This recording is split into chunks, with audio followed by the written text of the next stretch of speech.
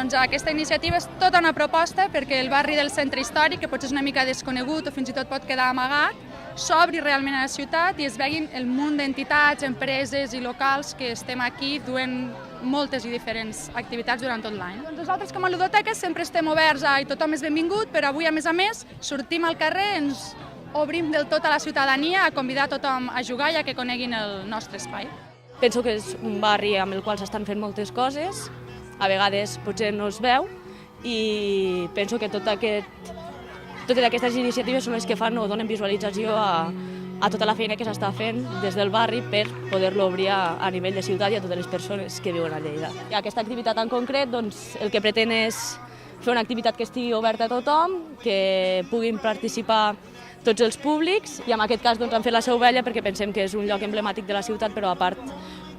un dels llocs que també identifica el nostre barri.